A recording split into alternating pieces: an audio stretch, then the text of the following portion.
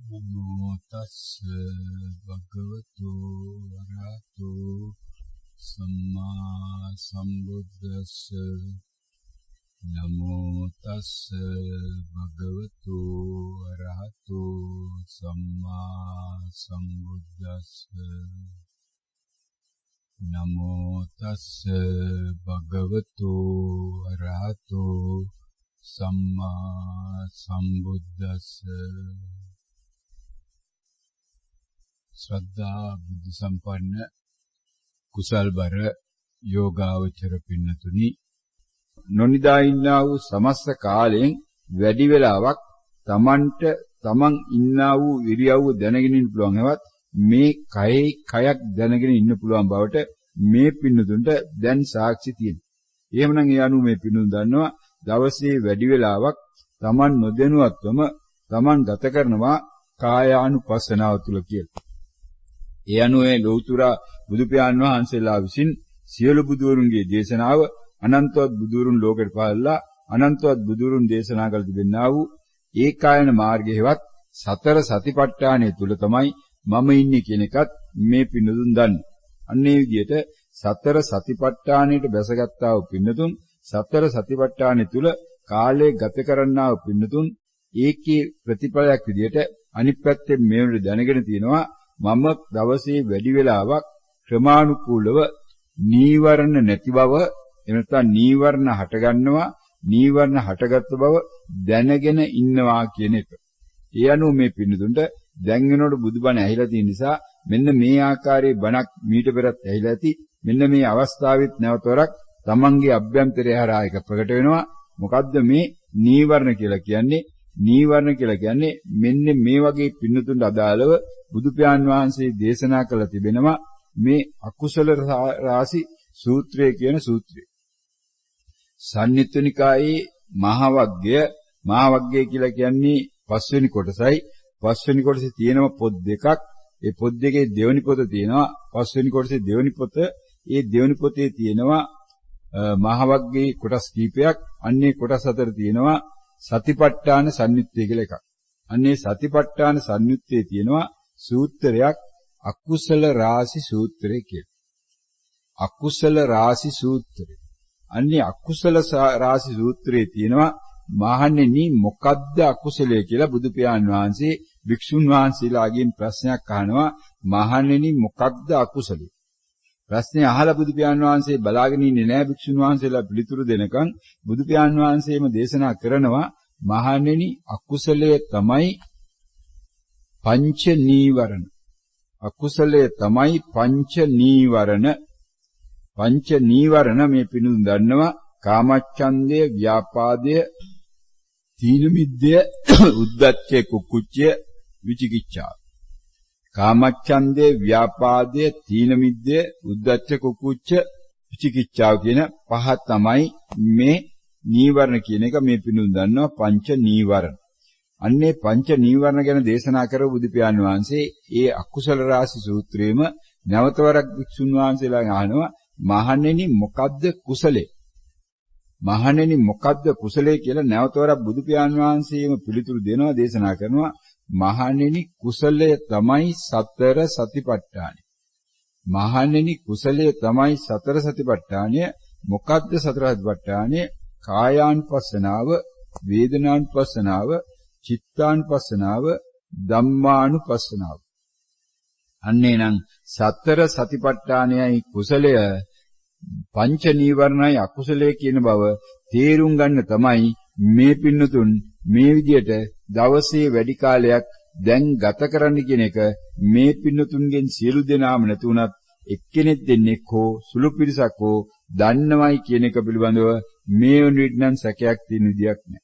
එහෙනම් මේ පින්නතුන්ට දැන් තමන් මේ නොදැනුවත්ව ඉන්නා වෙලාවවලදී තමන් නොදැනුවත් ඉන්න බව දැන ගැනීම හරහා තමන්ට තිබෙන්නේ ප්‍රකට වීමක් නම් මේ පින්නතුන් දන්නවා මොකද්ද ප්‍රකට වෙලා තියෙන්නේ? ප්‍රකට වෙලා තියෙන්නේ නීවරණයක්. පංච නීවරණයක් තමයි ප්‍රකට වෙලා තියෙන්නේ. එහෙනම් අන්නේ ප්‍රකට වුණා වූ පංච නීවරණයකට තවත් නම් රාශියක් කියන්න පුළුවන්. ඒ කියන්නා වූ එක නමක් විදිහට අපිට කියන්න පුළුවන් මේ ප්‍රකට වෙලා තිබෙන්නේ වචනයක් තමයි. එහෙම නැත්නම් මේ ප්‍රකට වෙලා තිබෙන්නේ සංඥාවක් තමයි. එහෙනම් මෙන්න මේ සංඥාවක් එහෙම නැත්නම් මේක පංච උපාදානස්කන්ධයක්. පංච උපාදානස්කන්ධයක්. එහෙනම් ඔන්න ඔය පංච උපාදානස්කන්ධයක් ඉදිරිපත් වෙච්ච බව තමන් ඉදිරියට එහෙම නැත්නම් ප්‍රකට වෙච්ච බව තමයි මේ ලෝකය කියලා කියන්නේ. ලෝකය කියලා කියන්නේ එහෙනම් මොකද්ද ලෝකයේ විදියට දැන් මේ පින්නතුන් මේ මොහොතේ දන්නේ ලෝකයේ විදියට මේ මොහොතේ මේ පින්නතුන් දන්නවා දැන් Tamanට ප්‍රකට වීමක් වෙලා තියෙනවා. මොකද්ද ප්‍රකට වෙලා තිබෙන්නේ? මේ වම කියන වචනේ. වම කියන වචනේ ප්‍රකට වෙලා තියෙනවා. එහෙනම් වම කිව්වේ මොකද්ද පින්නතුනි? වම කිව්වේ මෙන්න මේ නාම රූපය එහෙම නැත්නම් සංඥාව එහෙම නැත්නම් පංච උපාදානස්කන්ධය මට මේ වෙලාවේ ප්‍රකට වෙලා තියෙනවා. මොකද ප්‍රකට වෙලා තියෙන්නේ? වම කියන වචනය හරහා ප්‍රකට වෙලා තියෙන්නේ මොකද්ද? එහෙනම් නාම රූපයක් තමයි ප්‍රකට වෙලා තියෙන්නේ. අන්න පින්නතුනි නාම රූපේ හට ගැනීම. නාමය රූපය හටගත්තා. මොකක්ද හටගත්තේ? වම කියන වචනය ප්‍රකට වෙච්ච බව දැන ගැනීම. එහෙනම් ඒ දැනගන්නකම් මට නාමයක් රූපයක් තිබුණේ. එහෙම නැත්නම් ඒ දැන ගැනීම වෙනකන් මට පංච උපාදානස්කන්ධයක් තිබුණේ නැහැ. එහෙනම් දැන් මොකද්ද මේ හටගෙන තියෙන්නේ? පංච උපාදානස්කන්ධයයි හටගෙන තියෙන්නේ. දැන් හටගෙන තියෙන්නේ පංච උපාදානස්කන්ධයයි. දැන් අන්න මේ පිනුදුන් දන්නවා මේ දවසේ විවිධ අවස්ථාවලදී මොන ආකාරයේ හෝ මේ මගේ අතේ පොල් ගෙඩිය තියෙන වෙලාවේදී රූපයක් කියන වචනය මට ප්‍රකට වුණා නම් රූපයක් කියන වචනේ ප්‍රකට වෙච්ච බව මම දැනගත්තා නම් ඒ දැනගත්ත වෙලාවේදී මොකක්ද මම දැනගෙන තියෙන්නේ? නාම රූපයක් හටගත්ත බවයි දැනගෙන තියෙන්නේ. සංඥාවක් හටගත්ත බවයි දැනගෙන තියෙන්නේ. පංච උපාදානස්කන්ධයක් හටගත්ත බවයි දැනගෙන තියෙන්නේ. දකුණ කියන වචනේ කියවිනේ කී අරමුණ තමයි මේක එකපාරක් මගේ ළඟ තිබුණා වූ මේ තෘෂ්ණාවේවත් මේ මගේ ළඟ තිබුණා වූ මේ නන්දි රාගය එහෙම නැත්නම් මගේ ළඟ තිබුණා වූ මේ නීවරණයක් මගෙන් බැහැර වුණා. නැත්නම් මගේ ළඟ තිබුණා වූ සංඥාවක් මගෙන් බැහැර වුණා. නැත්නම් මගේ ළඟ තිබුණා වූ පංච උපාදානස්කන්ධයක් මගෙන් බැහැර වුණා. එහෙම නැත්නම් මගේ ළඟ තිබුණා වූ නාම රූපය මගෙන් බැහැර වුණා කියන එක පින්නතුනි නිරෝධ වුණා. එනංක සංසාරේටම නිරෝධ වෙනවා පින්නතුනි. ඊළඟ භවයකදීවත් ඒක හරියට විදර්ශනා ඉදිරියට ගිහිල්ලා මේකේ නිමාවක් දකින්න පුළුවන් වුණා නම් ආයි භවයක් ආවත් තමන් රහත් වෙලා නැතුව ඒ භවයේදීවත් ආයි මේ දකුණ කියන වචනේ නම් තමන්ට ලැබෙන්නේ නැහැ පින්නතුනි. හොඳට තේරුම් ගන්න. එහෙනම් ඔන්න ඔය ආකාරයට සංඥාව නිරෝධ වීමක් තමයි මේ යන ගමනේ සිද්ධ වන්නේ. එහෙනම් සංඥාව නිරෝධ වෙන්න පින්නතුනි ප්‍රකට වුණා වූ සංඥාව මත තවත් සංඥාවක් ආවොතින් දැන් මේ පින්නතුන්ට අවබෝධ වෙනවා. හොඳට මේ මොහොතේදී Tamanට හොඳට මේක තේරුම් යනවා. මොකද්ද තේරුම් යන්නේ?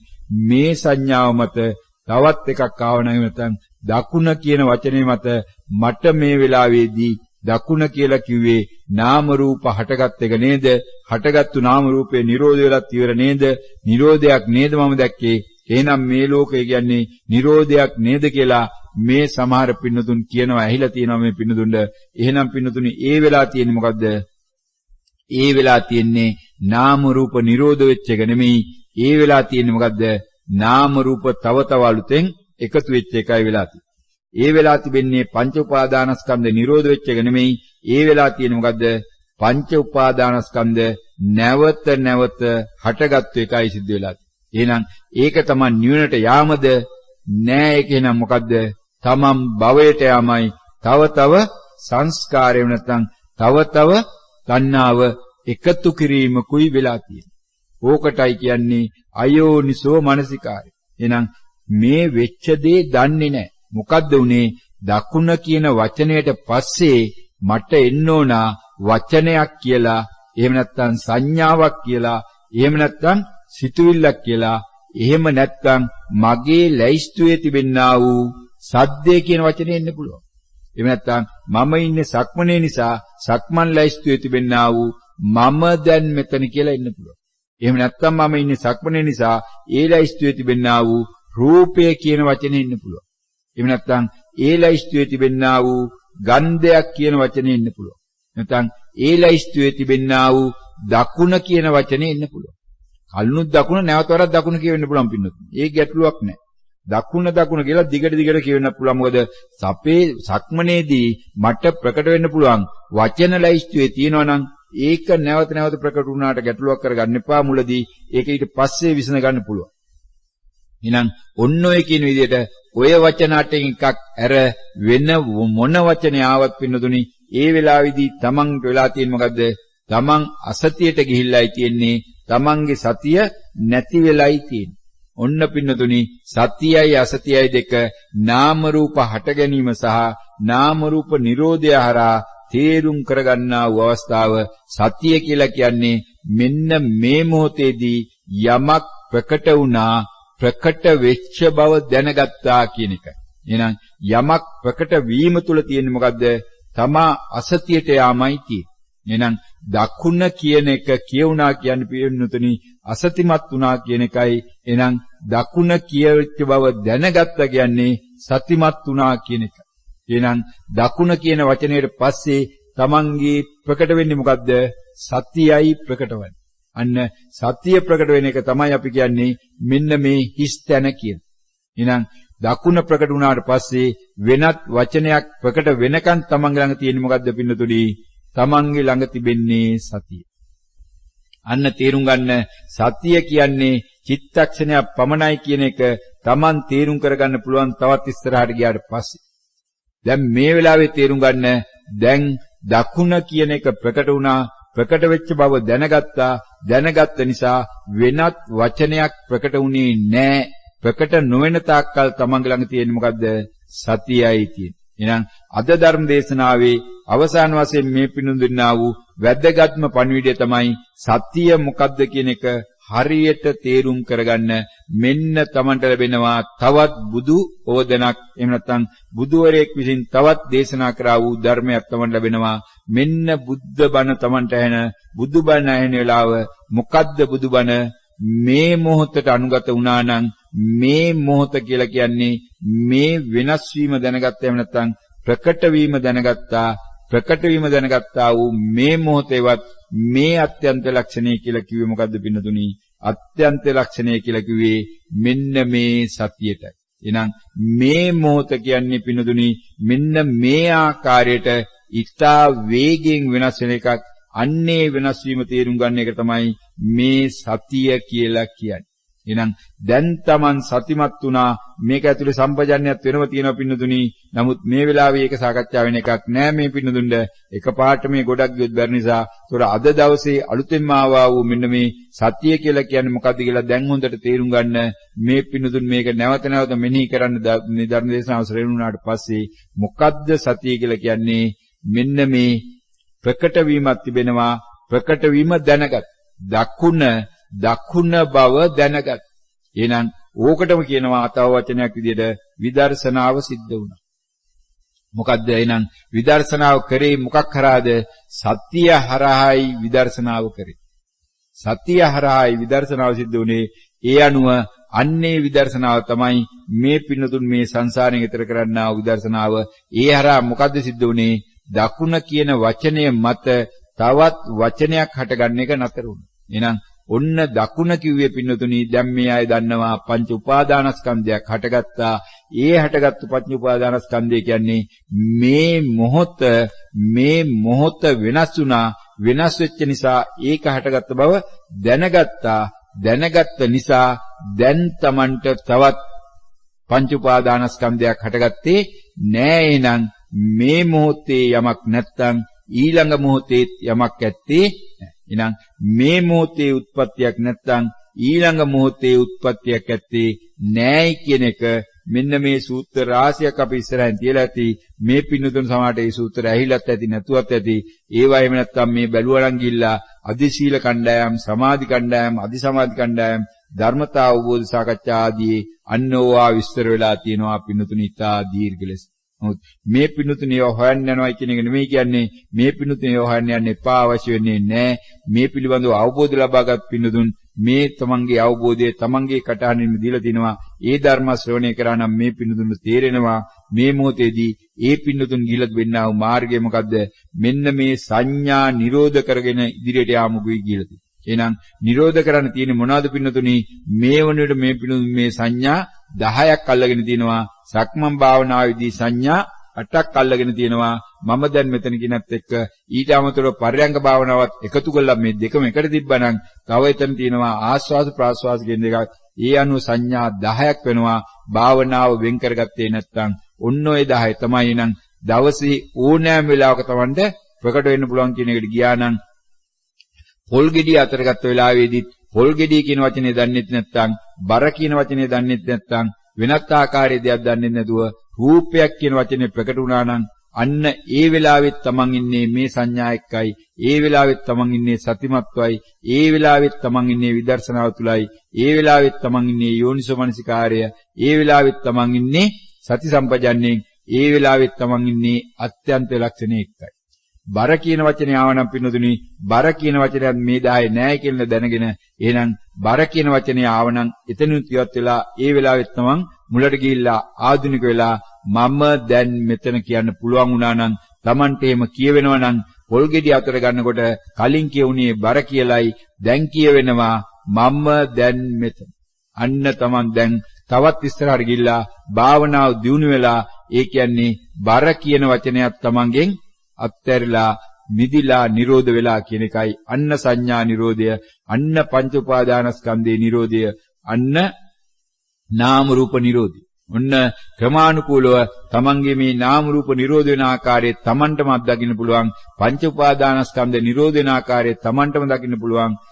මේ සංඥා නිරෝධ වෙන ආකාරය තමන්ටම දකින්න පුළුවන්. ඔන්න ඔය විදිහට ක්‍රමානුකූලව භාවනා කරන්නා වූ පින්නදුන් දැන් වෙනකොට තමන්ගේ ලැබිලා තිබෙනා වූ අත්දැකීමට පමණක් ඉඩ දෙන්න පින්නදුනි. මේ ඇහෙන බණ අහන්න පිළිගන්න යන්න එපා. එකක්වත් මේවා තමන්ට ඇහුණු දේවල් මිසක් මේවා තමන්ට පිළිගත යුතු දේවල් නෙමෙයි. මේවා තමන් පරීක්ෂා කිරීමයි කළ යුත්තේ. පරීක්ෂා කළ තමන්ගේ අත්දැකීම් ඉඩ ගන්න බුදු පියාණන් වහන්සේ කියන දේ ප්‍රකාශ කරන දේවල් පිළිගන්න කියලා බුදුහාමුදුරුවෝ දේශනා කරන්නේ. මේ ආම්දුරුවන්ගෙන් කියවෙනා වූ මේ බණ පිළිගන්න කියලා විශ්වාස කරන්න කියලා මේ ආම්දුරුවන්ගෙන් දේශනා වෙන්නේ නැහැ. තමන්ගේ දේශනාව තුළ තමන්ට වෙන්න ඕන මොකද්ද? තමන්ගේ අත්දැකීම, තමන්ගේ ප්‍රායෝගික අත්දැකීම පමණයි පිළිගන්න පුළුවන්. මේ ලෝකේ වෙන කවුරුවක් කියන මොනම දෙයක්වත් පිළිගත යුතු නැහැ. ශ්‍රද්ධාව නිසා පිළිගත යුතුත් නැහැ. පරම්පරාවෙන් නිසා පිළිගත යුතුත් නැහැ. ගුරුවරයෙක් කියන නිසා පිළිගත යුතුත් නැහැ. එයා එහෙම කියන නිසා එයා හඳුර රහත් වෙලා කියලා අනිත් අය කියන නිසා පිළිගත යුතුත් නැහැ පින්නතුනි. ඔන්න ඔය ආකාරයෙන් තමන් දික්ටිගතව පිළිගත යුතුත් නැහැ. ඔන්න ඔය ආකාරයේ පහක් බුදු පියාණන් වහන්සේ දේශනා කරනවා මේ කෝසම්බි කියන සූත්‍රයේ. නමුත් ඒ සූත්‍ර මතක් කරගන්නව නෙවෙයි මේ අවස්ථාවේදී මේ පින්නතුන්ගේ කාලය අවසන් වෙලායි තියෙන්නේ. නමුත් ඒවා ඉස්සරහදී ශ්‍රවණය කරන්න පුළුවන් මේ පින්නතුන්ට. ඒවා ශ්‍රවණය කළා තමන්ට තව තවත් ඉස්සරහට යන්න පුළුවන්. දැන් වෙනකොට තමන්ට කිසියම් ආකාරයකට තේරෙනවා නම් මේ භාවනාව මම කරනකොට දවසට විනාඩි 15ක් කරත් භාවනාව ඒ වෙලාවේදී මගේ ක්‍රමානුකූලව මේ සංඥා නිරෝධයක්, නාම රූප නිරෝධයක්, පංච උපාදානස්කන්ධේ නිරෝධයක් තියෙනවා කියලා තේරෙනවා නම් පින්නදුනි අන්නේ තේරුම තමන් අවබෝධයක් විදිහට අරගෙන ඒ අවබෝධය ඉස්සරහට යන්න. එතකොට තමන්ගේ අත්දැකීම්නුයි තමන් ඉස්සරහට යන්නේ වෙනත් කාගේවත් අත්දැකීමක් නෙමෙයි. හැබැයි මේකත් එක්ක තවත් නොයෙකුත් දේවල් සම්බන්ධ කරලා ගැට ගන්න ගියොතින්, තව තව දේවල් අහන්න ගියොතින්, තව තව පොත් කියවන්න ගියොතින්, තව තව පන්ති වලට ගියොතින් පටලැවෙන බව දැනගන්න ආයි. මොකද එතෙන්දී ආයිත් මේ ටික පටලැවෙනවා. ආයිත් තමන් හොදෝද මඩේ දානවා මිසක් කවදාවත් හොදලා නම් ඉවර කරන්න හම්බෙන්නේ නැහැ කියන එකක් දැනගෙන මේ පිටුගේ කාලය අවසන් වෙලා තියෙනවා. පැයකට විනාඩි 5ක් කාලයක් ගත වෙලා තියෙනවා. ඒ සඳහා ලෝකේ පුරාට ඉන්නා වූ පින්නදුන් තමන් ඉන්නා වූ ඕනෑම ඉරියව්වකදී මේ කිරුණා වූ මේ භාවනාව තුළ භාවනාවට සූදානම් වෙලා ධර්ම ශ්‍රවණය තුළ මේකත් භාවනාවක් විදිහට තමයි පින්නදුන් ගන්න තියෙන්නේ. මේ ආරා මේ පින්නදුන් ලෝකයාටත් බණක් කියවලා තමන්ගේ ප්‍රඥාවත් වර්ධනය කරගෙන ලෝකයාට බණක් කියවලා ධර්ම දානයකුත් දීලා ඒක රාශි කරගත්තා වූ මේ සියලු කුසලයන්ගේ බලයෙන් මේ පින්නතුන්ගේම ප්‍රඥාවත් මේ පින්නතුන් මේ සඳහා උදව් උපකාර කරන්නා වූ ඒ දොඩංගොඩ පිළිමිනාවත් මේ නිවස මේ මොහොතට අදාළව මේ ස්වාමින් වහන්සේගේ විවේකයේ සඳහා පූජා කළ තිබෙනා වූ ඒ අබේසේකරියවර සහ දීනියන් දෙදෙනා පොමුවැතු සියලු දෙනාටත් ඒගොල්ලන්ගේ ප්‍රඥාවත් වර්ධනය වීමටත් හේතු වේවා කියලා මේ සියලුම පින්නතුන් සාදුකාරයක් පවත්වන්න. සියලු දෙනාටම නිවන් සැප ලැබේවා.